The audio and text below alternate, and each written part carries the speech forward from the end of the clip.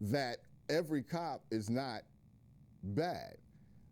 The police need to understand every person of color is not a suspect just because they're living and breathing.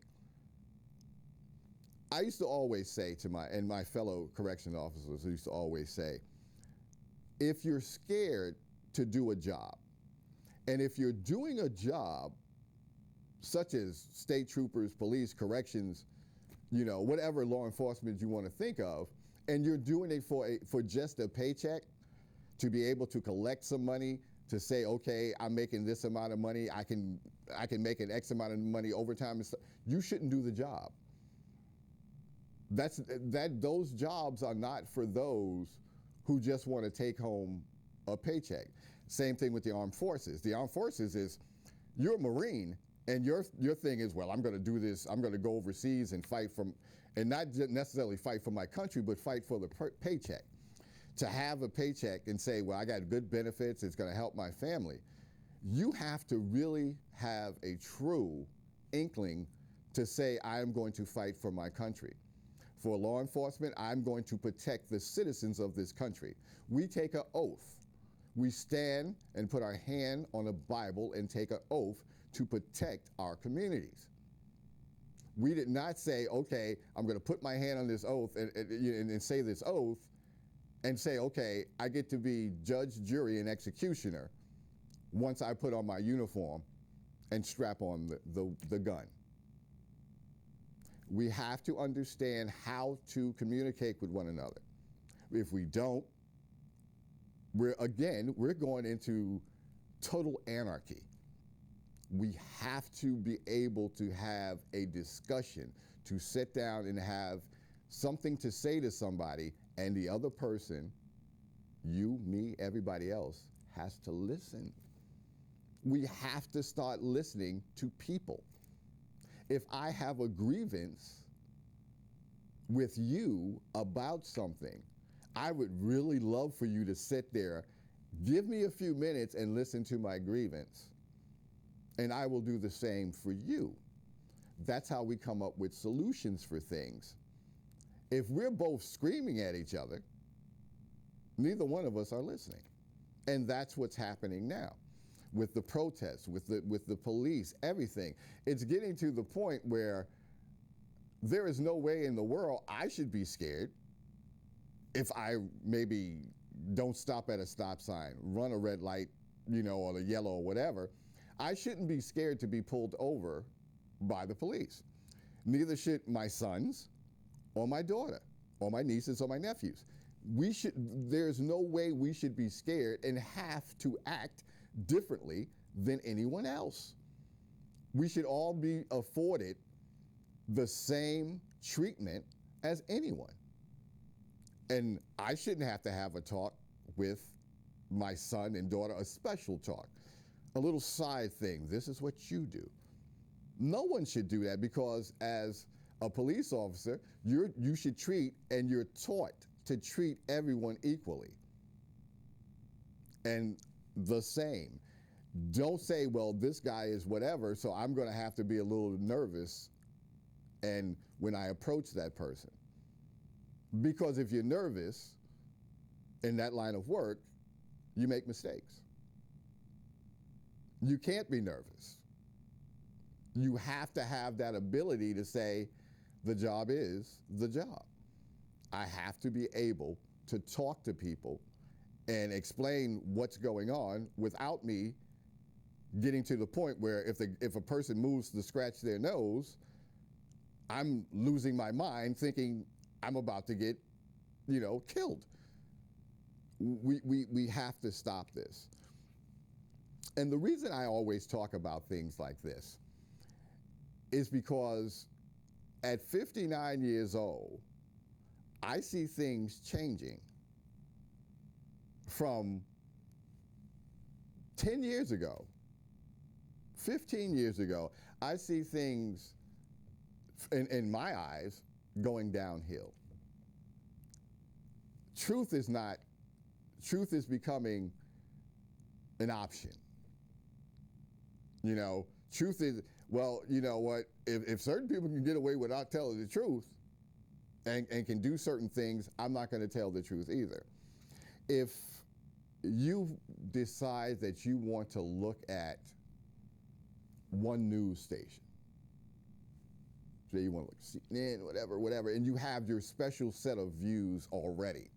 If your mindset is at a certain place already, and someone is telling you what you want to hear, my question is, how does that help you?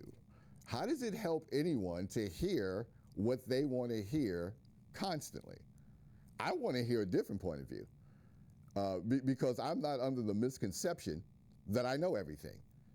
I'm not under the misconception that my views of life, my views of certain things are paramount, are set in stone. I love talking to people and they tell me, no, you're wrong about that, and this is why.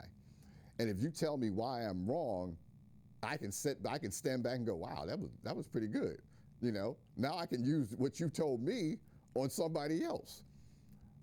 You know, I can use knowledge, and that's what it is. And we, as people, have to seek out knowledge.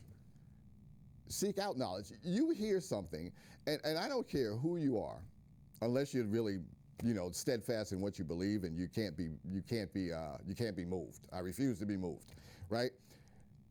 Sometimes you hear things, you know. Again, if you watch the news and stuff like that, something in the back of your head goes, that don't sound right. That doesn't even sound correct. I don't understand. Well, how can that be?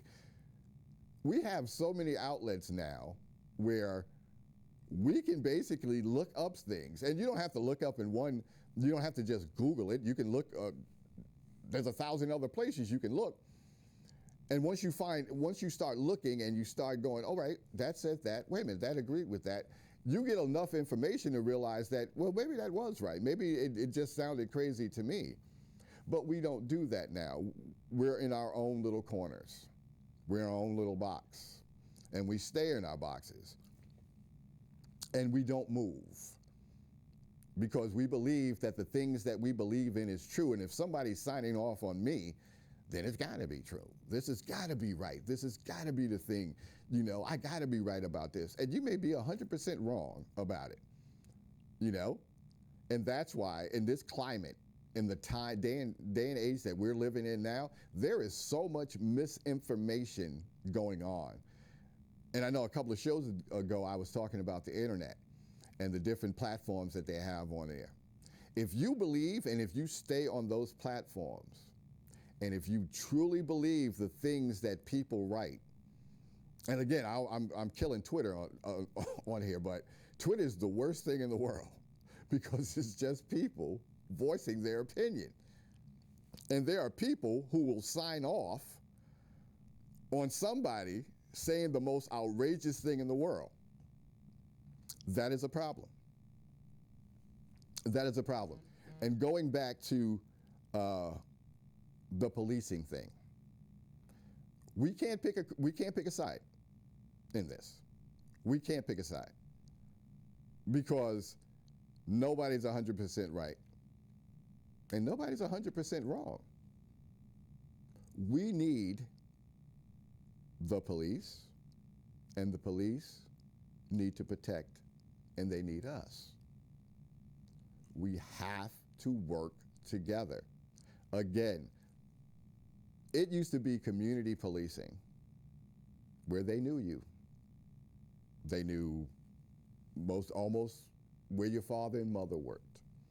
Therefore, you had that relationship. And again, can't say this enough. When you know somebody, it's hard to hate them, especially when you have a relationship with them. If we don't do that, if the people in charge of the policing, DOJ, police departments, the chief of police, do not say, we need to retrain our people. We need to retrain them to get back in that community, make that community know who we are and that we are not what is portrayed by bad cops. And we need to do it right away. Because I'm telling you, if we don't, we're going to keep seeing the same thing over and over and over again. And those people who decide to say, well, I'm distraught about something happened that I am so mad about, right? And I want to peacefully protest. I say more power to you, because me being 59 years old and remembering the protest of the 60s and the 70s, I'm all behind that. But once you start getting to the point where you're burning stuff, you're rioting, you're stealing, what comes after that? If they catch you, if you're robbing something and you have to go to jail, oh well. I hope you know better by the time you get out. And again, my wife and I, we want this show to be on a positive note. So this is what I'm saying. We need to get together always, have conversations, look beyond the physical, look beyond what someone may say to you. Look beyond the confrontation and look at each other as human beings. Have a conversation, talk, argue if you must, but understand and let that a person have their opinion. You have a counter opinion, but at the end of the day, you can walk away saying that person wasn't a bad person. They just think differently than I. And we always want to keep it positive here, and this is what we want for our viewers and the community. We'll be back I guess every 2 weeks we're here. So we'll be back week after next. And as always, doing this nonsense, we hope that you're safe, you're sound, and everybody's okay. And as I always say, man makes plans, God smiles. We wish you the very best, and we hope that you'll join us again for the next episode of Spoken Voices. Take care. Good night.